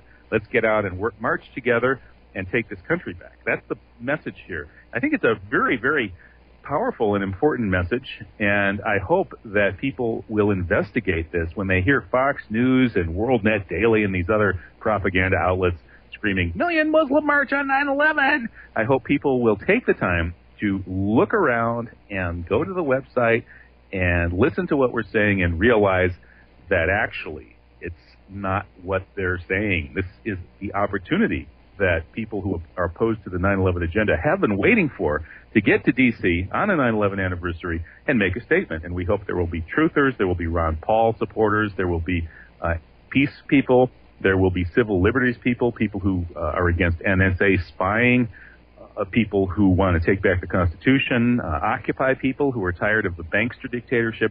This whole coalition of people, it really spans the left-right spectrum. If it goes to D.C. this September 11th, could really turn things around. And even if we just get a moderate turnout this time, we're planning to keep doing it every year until we get that million people in D.C. that Martin Luther King was calling for when they assassinated him. So I really hope that this project will bear fruit as soon as possible, but it's a long-term project. You know, education is not something that just happens overnight, and we're trying to help educate the country, which is, you know, we're not going to get our Constitution back until enough people understand what's really going on and demand it. Well, it sounds really very good. I'm glad it's all inclusive, and so basically the invitation is going out, and we just posted the link to the Million American March at What Really Happened. I'm going to put up a little permanent banner on that one between now and 9/11 to get the word out here. It is a Million American March. It is not confined to any one group, and common sense has to tell you that regardless of whoever did 9/11, blaming an entire population is clearly propaganda. The world's Muslim people are not responsible for who did 9/11 any more than the people of the United States of America are going to be held liable by the world for the crimes of the NSA right now. It just doesn't really make any sense. This is just part of a demonization and scapegoating process, and Adolf Hitler did the same thing in Nazi Germany. He just picked the Jews. This time it's the Muslims' turn to be used as this scapegoat fear mechanism. And if you are an American and you are as sick and tired of what has happened to this country as I am, and you are anywhere near Washington, D.C., please make it a point to get over there. Carry a sign and be seen, because Dr. Barrett is absolutely right. If it's a march against fear, simply by showing up, you have won. Because right now the government wants you to be afraid. The government is the biggest terrorist of all. They're constantly waving terror and fear at you. And Kevin, I'm not sure if you're aware of this or not, but the actual government figures for the year 2012 show that not one single American inside the United States died as the result of an act of terrorism. You're far more likely to be struck by lightning, to be shot by accident by a police officer, to be killed by a mistake by your pharmacist or your doctor. And it is the government that's constantly waving terror, terror, terror, terror, terror. And if you show up in Washington, D.C. on 9/11, you're going to send a message back to Washington, D.C. It did not work. We know who the real author of terror and fear in this country is. It is the United States government, aided by the corporate media.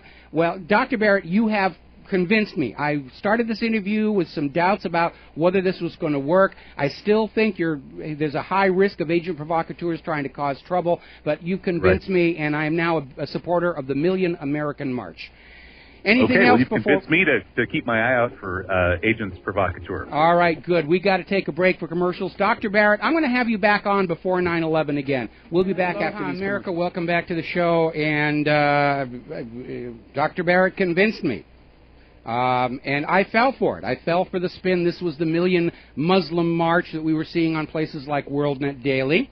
And apparently last February it was declared to be all-inclusive. A Million American March, and that's an idea I can get behind. Again, the government will try and find some way to turn it violent, to turn it to their purposes. Remember that dirty trick the FBI pulled with the anti-Vietnam War movement at Disneyland back in 1970. Their undercover informants organized this whole thing. Was supposed to be a peaceful march.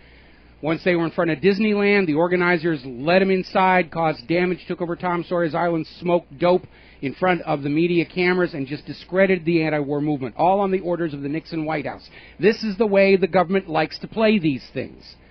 So I'm in agreement and support the Million American March Against Fear into Washington, D.C. on 9/11, with the caution that you can expect government troublemakers to show up to cause trouble, so you need to be prepared for that. And that means having your own cameras to document what's going on, because the corporate media will not be sympathetic. Do you know why?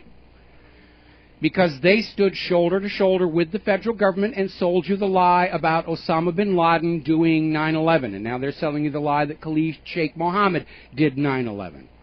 And they don't want to admit that they were wrong. They've already lost a huge amount of their audience to the online community. And they think more lies are going to somehow win it back. Interesting story. Syrian TV is reporting that Assad soldiers have now found the laboratory where this chemical attack that was deployed against civilians near Damascus appears to have been fabricated. And this is especially embarrassing. The caustic chemicals in the lab have markings that indicate they are from Saudi Arabia. Now, remember, a while back, Turkish authorities raided a chemical weapon lab used by the hired mercenaries, and they found chemicals with labels indicating United States companies as the origin. So this is now breaking. Apparently, they just found the lab where all of this stuff was mixed up, and they're suggesting that what was actually used in this attack was chlorine gas rather than sarin, which explains why people could be treating the victims without needing special protection. So it's all starting to come together here. Stock market is closed. The massaging worked. They had their Friday happy ending. Looks like the NASDAQ got back online in the last half hours before the market closed. Now, before we went to Dr. Barrett, I was starting to talk about this ongoing propaganda campaign we're seeing all across the Internet about how dangerous it will be to be using Windows XP after official support for it stops next year. And I think it's a propaganda campaign by Microsoft to scare XP users into upgrading Windows to Windows 8, which very few have.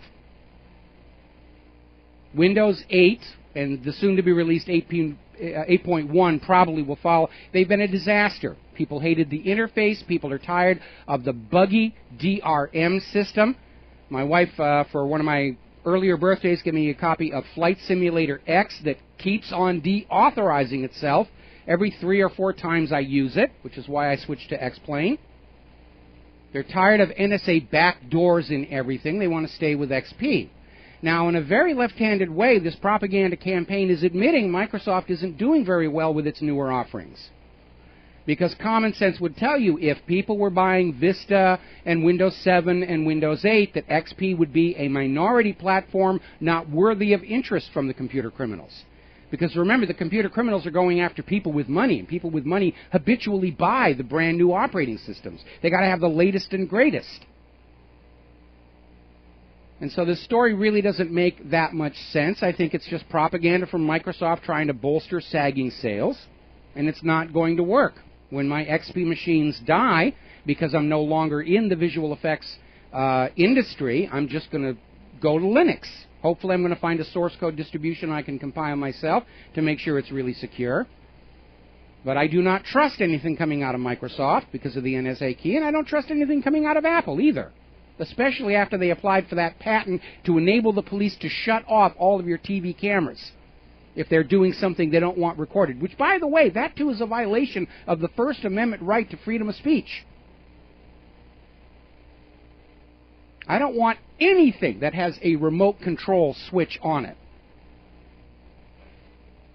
that the police can activate. I absolutely do not. Alrighty, just a reminder, we are 1 week away from the end of my 3rd NSA challenge. A lot of people have downloaded the encrypted message and the key. Remember, the whole point of this exercise was to prove finding the method is the hard part. So when I gave out the encrypted message, I gave out the encryption key with it. A lot of people have downloaded that. Nobody has come up with an answer yet. Been a lot of completely wild guesses. Is it this? No. Is it that? No. Oh, come on, give me a hint. No, I'm not going to give you a hint. I went back last night, and because it was on our local cable provider's on-demand channel, I went back and I looked at that Gasland Part 2 about fracking. And it looks like this is becoming one of the most extreme cases of putting corporate profitability above the health and safety of the American people. Apparently, there's a town in Ohio, Youngstown, that ever since they started fracking there, they're being hit by swarms of earthquakes, which, again, we knew that was going to happen because of what happened out at 29 Palms. I'm going to grab a couple of phone calls here. Chris in Las Vegas. Aloha, Chris. Welcome to the show. What's on your mind? Well, I thank you, Michael, and I really want to thank you for having Kevin on to clear up that malicious, maligning attack by the lamestream media to clear up that it was not the Billion Muslim March. That was really expositive. Well, I'm glad you appreciated it, and I'm going to try and get Kevin back on the first week of September. If you'll indulge me for a minute, let me tie the last half of what you talked with Kevin to the first half of your conversation about nukes. You were talking about embedded or implanted terrorists, and before you were talking about the nuke problems with the Stuxnet virus and other aspects of the control schemes within nuclear plants that are manifesting themselves as failed reactors around the world. Well, by now I would presume that anybody who's the owner of any facility or any factory using those Siemens controllers has already gone through to make sure that Stuxnet is removed. But it did cause a lot of damage when it first broke into the wild. It damaged a lot of factories all across Russia and Asia. They were not very pleased with that at all. Well, we would certainly hope so, but myself being a politically assassinated union electrician, likely by Harry Reid or Shelley Berkeley, for whistleblowing about the IBW 357 in Las Vegas, I have wide experience as industrial and commercial chemical controls systems installer and electrician. So when I discern these deep concepts, we look at the licensure aspect of the NRCs being able to be a conveyance for specially trained agents to be able to have specialized proprietary access to any of these nuclear installation facilities throughout the world. By having that proprietary access, it gives them the perspective of being able to install or to place particular equipment therein, or to perhaps actuate sleeper programs within the embedded programs for the manufacturers, Siemens, IB Farben, or General Electric, Government Electric, who have designed most of these systems. And so they could have been asleep there for many years, operating as normal until actuated by multiple. Well, the problem I have with that is that critical infrastructure like nuclear power stations, those computers are not plugged into the general internet. That is why Stuxnet had to be snuck into Iran's refinement plant over a jump disk, and because it infects jump disks pretty much everywhere it went, inside a secure system, it has to be brought in on a jump disk. We don't know what is embedded in that software. I know the Siemens controllers themselves are actually fairly simple devices because I've actually worked with them in the context of a motion control camera system. And they don't have a lot of memory, and the code, basically you can read it out and examine it for yourself. But I think basically somebody has to walk in with a jump disk and load the software, and it could be on a timer. But I think if in fact Fukushima was infected, it was done quite by accident and collateral damage. The target was Iran, and somebody just went ahead and did it without caring that it might break loose and cause a lot of financial damage and harm all across the rest of the globe. We got to take a break for commercials. Thank you very much for the phone call, Chris. We're going to be back with another phone call after these words. America, welcome back to the show here. And yes, I did have a brain fade. I got several emails pointing out I was talking about the Friday stock market massage, and it's only Thursday. I guess I'm desperate for the weekend. So I got called on that, and justly so. We're going to grab a phone call here. Jim in Georgia. Aloha, Jim. Welcome to the show. What's on your mind? Aloha, Mike. I know it's an old thing, but as far as 911, with this country, when you fly a plane, you have to file a flight plan. And that's through the FAA. And I can't imagine the FAA letting 4 large planes like that fly around this country without them knowing where they're going. That's just ridiculous. Well, obviously the planes departed their flight plan. So the FAA can hardly be blamed for that. But on the other hand, of course, these planes flew over no less than 8 United States Air Force bases, and not one jet came up to check them out. And the reason for that was that only weeks before 9/11, Secretary of Defense Rumsfeld had changed the rules of engagement to require his personal authorization for military interception of a civilian plane. And then shortly after 9/11, the rules were changed back. And so that was really where that stand down came from. Okay. And as far as I call it Fukushima, okay? Mm-hmm. As far as Fukushima, I wouldn't eat any fish, or I wouldn't eat anything that smells fishy, so. Yeah, it's been a big problem for the sushi restaurants here in Hawaii. They're literally having to ship fish in from South America now in order to reassure their customers that what they're eating isn't radioactive. I think what Japan did was actually the good idea. When you go to the supermarket there now, right next to the scale for weighing your produce or your fish or whatever, there's a radiation meter where you can weigh it, check it, and you know it's safe, and you can leave. Of course, nobody's doing that sort of thing here in the United States because, hey, we don't care if it's radioactive, we just care if you buy it or not. Well, it's supposed to be good for you, right? Yeah, and if you believe that one, I've got some of Saddam's nuclear weapons to sell you. Jim, I got to let you go. I got a couple of stories I got to hit before we hit the top of the show here. And apparently the U.S. government, responding to the announcement in the Syrian media that they had found the chemical lab where they think this chemical attack that happened earlier in the week was put together, the U.S. government has come out reiterating that they're absolutely convinced that the rebels are incapable of chemical attacks, which is complete nonsense. They have been caught with chemical weapons time and time again. And again, back in January, leaked emails from a British defense company revealed that the White House approved a plan to give chemical weapons to the rebels to attack Syrian civilians in order to blame Assad, and that's clearly what is going on right here and right now. Alrighty, I mentioned earlier in the show about this worker at the Department of Homeland Security who's actually responsible for issuing the purchase orders and getting the guns and ammunition that they're buying to give to all these government workers. And apparently in his private life on his website, he's pushing for a race war, and he literally is saying he's calling for the mass murder of white people. And this is the category of people that the Department of Homeland Security is hiring to keep us all safe and so forth. Now, getting back to fracking, as I mentioned, there's a town in Ohio, Youngstown, that has never experienced an earthquake in its history until January 2011, where they started getting all these tremors just as the fracking got underway. And they've had 109 tremors ever since. Now, we know this kind of thing will happen because several years ago back out in Southern California at 29 Palms, they started using an earthquake fault to dispose of toxic fluids. They figured we'll just pump them down to this crack in the ground, nothing will happen. They started pumping this liquid down into the crack, and they got hit with a swarm of earthquakes. And they stopped the pumping, and the quakes went away because obviously you're forcing a lubricating liquid under pressure down into this fault.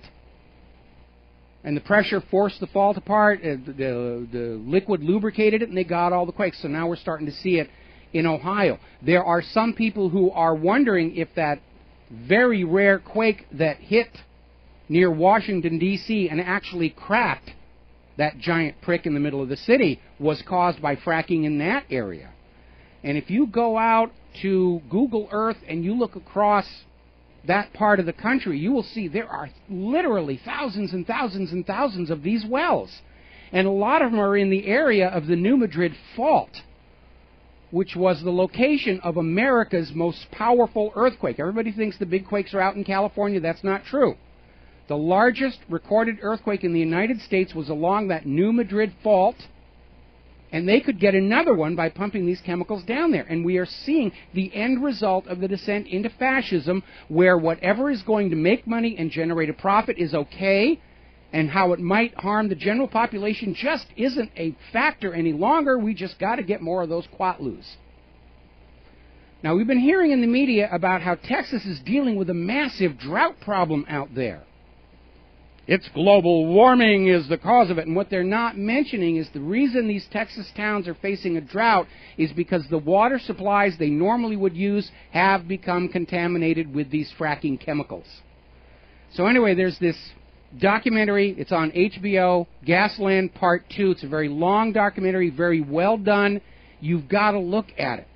We have a corporate government cartel that is so focused on extracting money and wealth for themselves, they've abandoned even the pretense of taking care of the health and safety of the American people. Another story over at RINF.com, all these pesticides that are being created inside GMO crops, you can't wash it off. You're eating those pesticides if you have the GMO in your diet. And now we're getting more confirmation, this is over at Nature.com, that these genetically modified crops that were designed to be Roundup resistant are passing the Roundup resistance to the weeds. They're cross-pollinating, which means farmers who've been lured into buying these Roundup-ready seeds on credit, and they're not allowed to use heritage seeds. They have to buy new seeds every single year, and they bought them because they could use Roundup to kill all the weeds and not harm the crops and not use all those other toxic weed killers, and now they're stuck. They're spending all the money for the seeds, and now they're having to go back to dousing their fields with all these other chemicals because the weeds that have grown up around the Roundup-ready crops are now Roundup-ready themselves. It wasn't thought all the way through. It was not tested adequately. Let's just get it out there. And finally, last story that we're going to cover today. There is continuing concern over what is called Morgellons disease. Now, the corporate media ridicules it. Oh, it's in their head. They're just making it up. And it's an affliction that results in these scabs that form on the skin, out of which these strange fibers are growing. And mapping where Morgellons has afflicted people, they seem to line up with some of these experimental test fields where GMO is grown. And what is most alarming is a recent report that came out that took some of these fibers growing out of people's skin and found they contained plant DNA. And so, again, none of this stuff is tested properly. They're just playing with the most dangerous technology in our history in a very reckless and cavalier fashion. We know because of the contamination of the Oregon wheat fields that these altered DNA structures do not stay in the test fields. And when they're playing with this stuff and they make a mistake, it can get out there. And again, something we ought to be looking at is the so-called epicite gene. This was a genetically engineered corn, originally sponsored by the U.S. Department of Agriculture, that creates sperm antibodies inside the corn. So if you eat that corn, you cannot reproduce. And if that gene got into the wild and is spreading across all the corn in the United States, all the corn in this hemisphere, all the corn on planet Earth, you're looking potentially at an extinction level event. This is far more dangerous technology than even nuclear power. We can see 3 Mile Island, Chernobyl, Fukushima, sitting there glowing in the dark. But the mistakes made with genetic modification are invisible to the ordinary human eye.